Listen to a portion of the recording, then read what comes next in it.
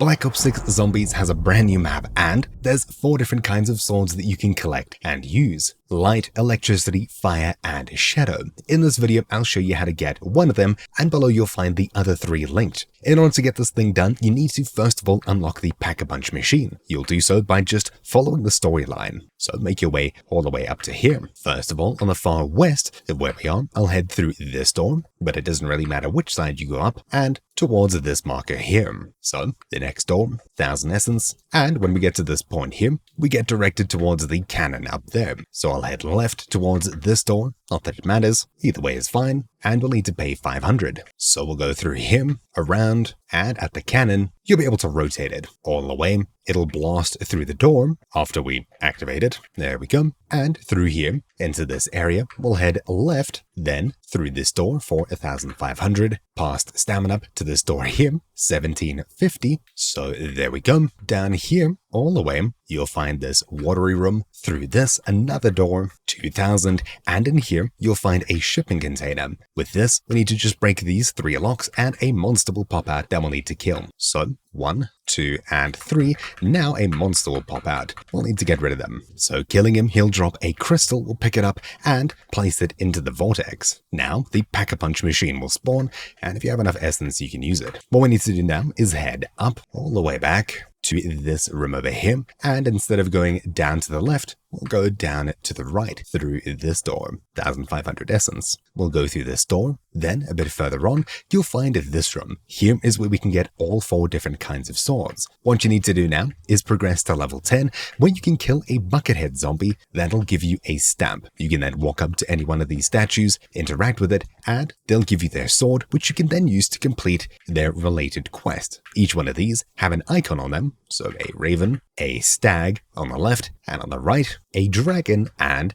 a lion. In the description down below, you'll find all 3 variants linked. There we go, round 10, we've got a bucket zombie to spawn, bam, and they drop a stamp. Picking up the stamp, we can head all the way back towards that room and use it at one of the 4 statues. So at this point, the video splits. You'll find all 3 other variants linked down below. Now, the final sword, Balmung, which is the shadow or void sword, you'll find on the far left. Activating this and grabbing it. This one's probably the most confusing of the bunch. We'll head into the stamina room, and inside of here, just to our right, we'll find this little secret room over here, a little bit difficult to find. Inside of here, on one of these shelves, you'll find a trophy with a bone on it. So in my case, it spawned probably in the center. So there we go, it's right over here for me. Just looks like a big rock. We'll bait these zombies away, and we'll need to read what's written underneath it. It's super dark, so you'll need to just squint, but we should eventually see it. With that in mind, we'll pick it up, and we should be given a note. Intel acquired. With this, we'll need to head all the way across to the bar in spawn. And even though I didn't really see what it was, I googled it. It's Oxuder Sine, a mud skipper, I suppose. It's supposed to be some kind of a star sign that you can see on it. But anyways, heading back here to the bar, which is right over here in spawn. We can head inside and downstairs around the back here on the northwest side.